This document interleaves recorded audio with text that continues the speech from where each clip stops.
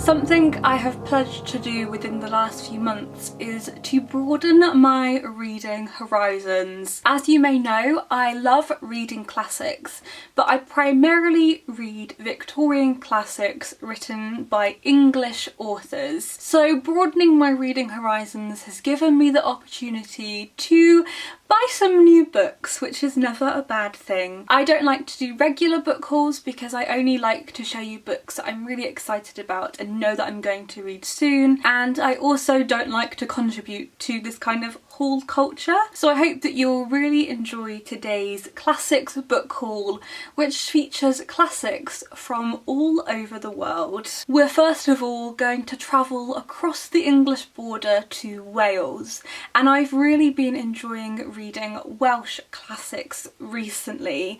I've been reading lots of Alan Rain, and I'm hoping to talk more about some of the Welsh classics I have been reading in an upcoming video. But I have bought a few more recently and I am really excited about these. The first Welsh classic I have to show you is Crumbling Pageant by Elisabeth Inglis-Jones, which is set during the latter half of the 19th century, and this is published by Hoffmann Press in their Welsh Women's Classics series, which I really love. They are an independent publisher, which is great. I love supporting independent publishers, and I am able to find so many hidden books that just aren't talked about very often now, but are so good when I look at what they are publishing. This is about a young woman called Catherine Jones and her lifelong fascination with a house called Morver Mansion. And when somebody new comes into her life,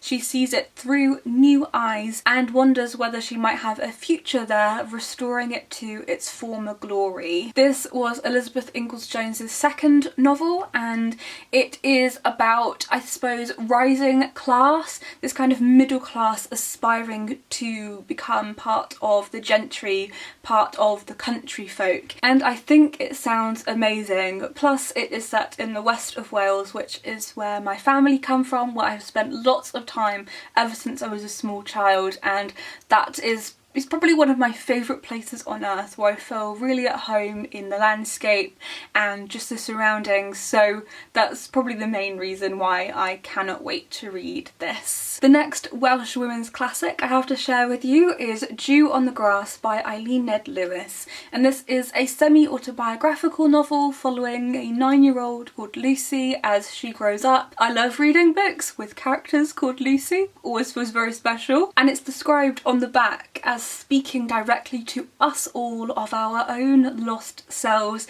and apparently it was a huge popular and critical success when it was published, so I'm so surprised that I haven't heard of this before. And again, I'm just really looking forward to reading more Welsh classics. They're not often talked about anymore, which I think is super sad because they are such amazing novels, often with beautiful descriptions, beautiful landscapes featured in them, and I seem to get so much out of them, so I think that Dew on the Grass is going to be a big hit with me. And then the final Welsh women's classic and our final Welsh stop on this tour of classics around the world is Betsi Cadwalladir, which is an autobiography of a woman called Elisabeth Davis who was a nurse in the 19th century, and she actually nursed under Florence Nightingale, which I think is going to be great. I am hoping for October this year to read some autobiographies. That's probably my main goal this year. I'm not sure if it will be my challenge yet, but I really do want to read more Victorian autobiographies, and I've got a few others lined up,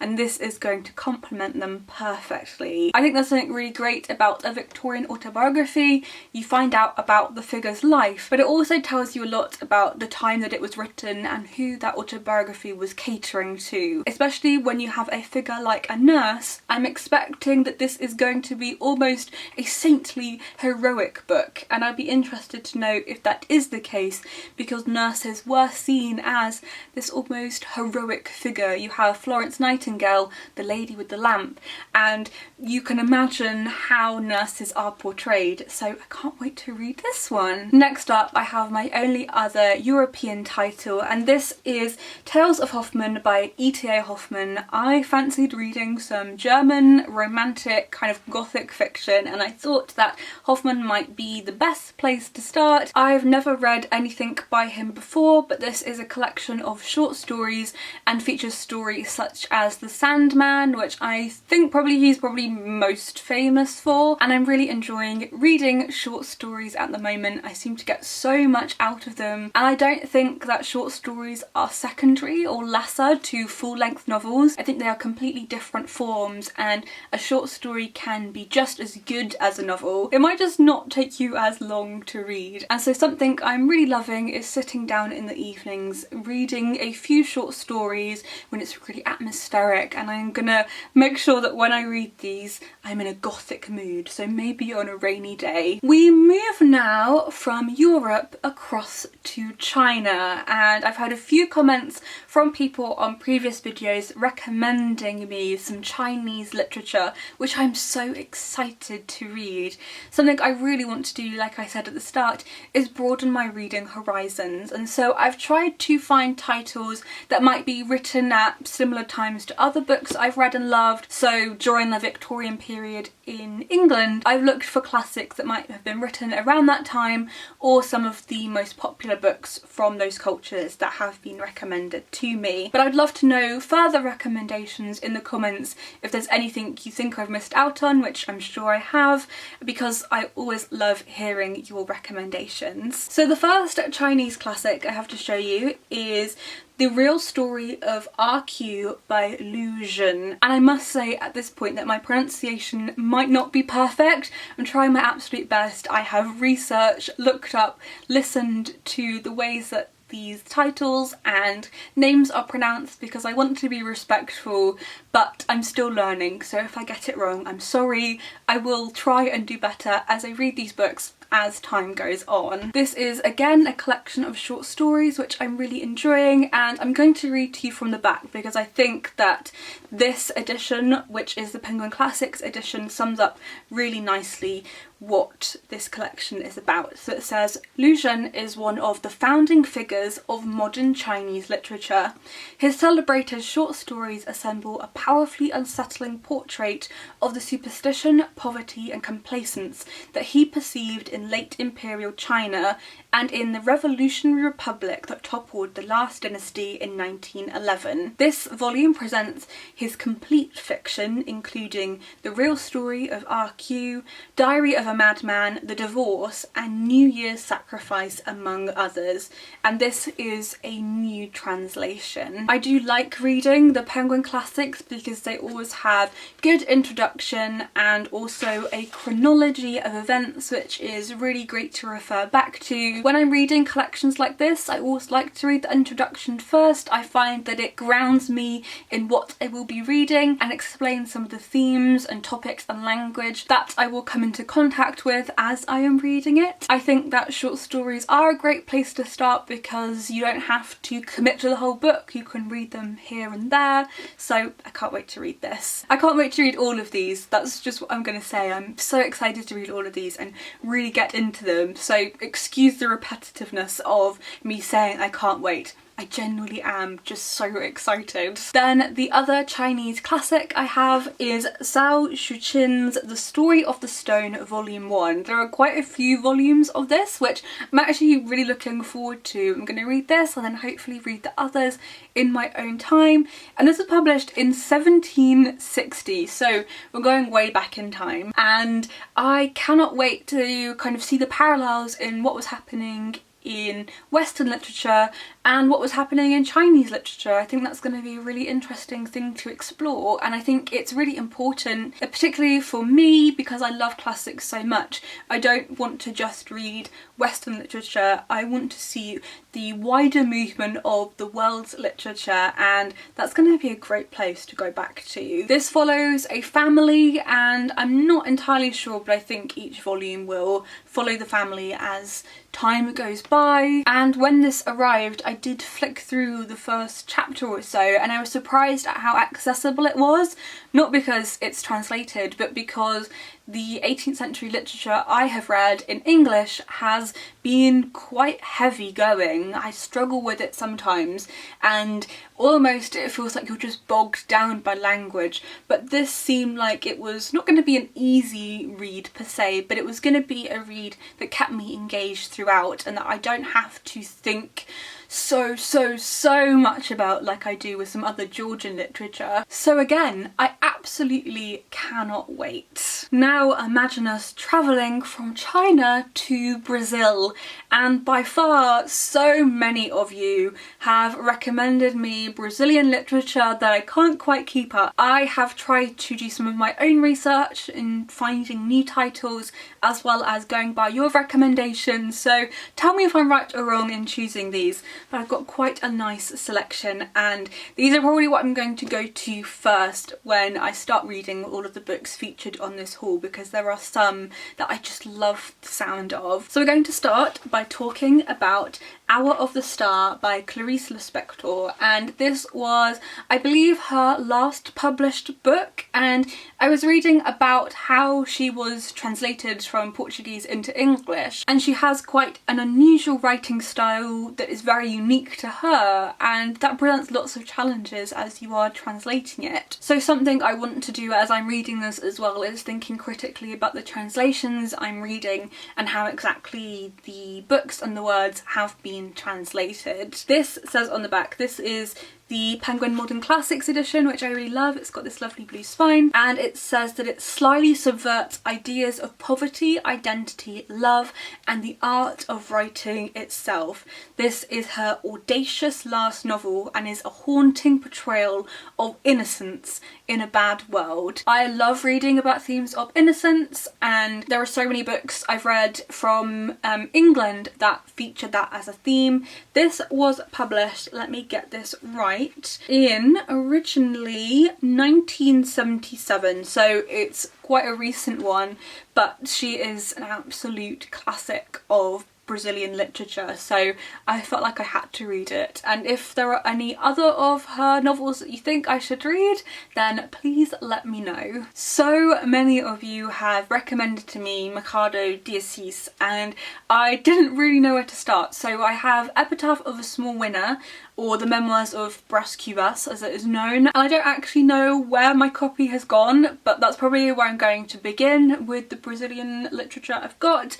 But I also got Dom Casmurro, which sounds so great. Again, I started reading this and was really surprised at how accessible it was, because as you know, some classics can be very heavy. I think probably my biggest fear when reading these is that it's going to take me a bit longer to understand some of the cultural references, but I always remind myself that when I started reading Victorian literature I didn't understand all the references, didn't always understand the language, and it's exactly the same principle. There's not really any reason to be overly scared of these books.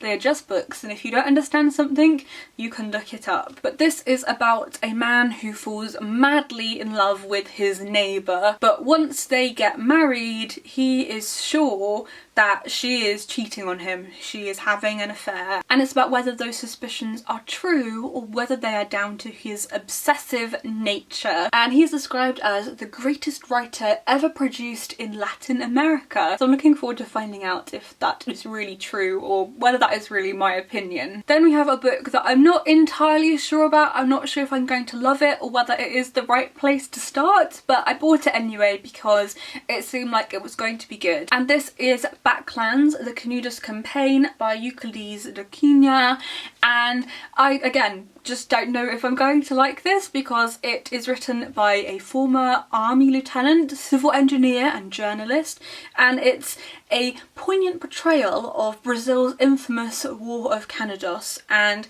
it took place in the 1890s, which was kind of why I wanted to read this, because I'm reading lots of English titles set during the 1890s at the moment, and I think it's a great idea when you're reading something.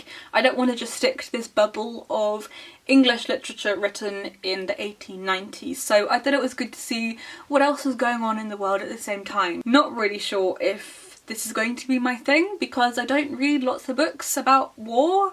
But we'll see how it goes.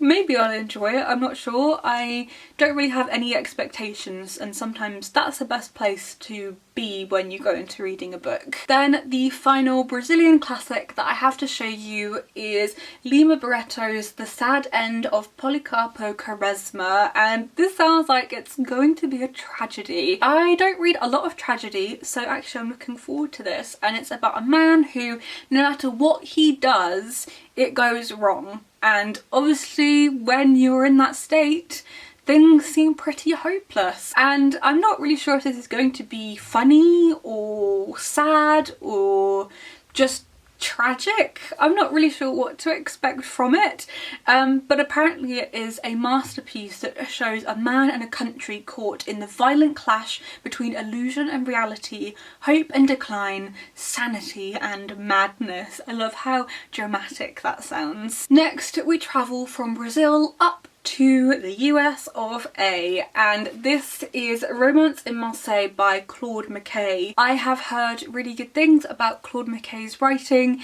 and I bought this one because I was really intrigued by the description, because it says that it traces the adventures of a rowdy troupe of dock workers, prostitutes and political organisers, collectively straight and queer, disabled and able-bodied, African, European, Caribbean and American. And I'm pretty sure this has only just recently been published for the first time. I'm trying to read more books from America set during this time. I've got quite a few of them on my Kindle that I'm trying to work my way through, and as with all of these I should probably disclaim that I'm going to read them soon. There might just be a slight delay while I read them before I talk about them on my channel, but that will definitely be coming up in the future. And then we take our final trip, this time to Egypt, and this is Palace Walk by Naguib Mahfouz, who won the Nobel Prize for Literature. This was published in the 1950s, so again quite recent compared to some of the books featured in this haul and other books I generally feature on my channel. But I was intrigued by the description, which says that it is a sweeping and evocative portrait of both a family and a country struggling to move towards independence in a society that has resisted change for centuries. Set against the backdrop of Britain's occupation of Egypt immediately after World War I, Palace Walk introduces us to the Al-Jawad family. I just thought that if I'm going to start somewhere, I may as well start with the winner of the Nobel Prize. And I don't know if this is the right place to start. I'm sure some of you will let me know, maybe if you have read this or similar works, but I think it's going to be great. I wouldn't have bought it if I didn't think it was going to be great. As you can probably guess with all of these books, I think they're all going to be fantastic, and I just cannot wait to get started on reading lots of these. I think I might start with Clarice Lispector or maybe Mercado de Assis. I'm not really sure. Maybe you can all let me know where you think I should start first. So I really hope you have enjoyed watching this classics book haul, taking you on a tour around the world. I'd love to know your further book recommendations and whether you have read any of these in the comments, so do let me know. Thank you so much for watching this video and happy reading!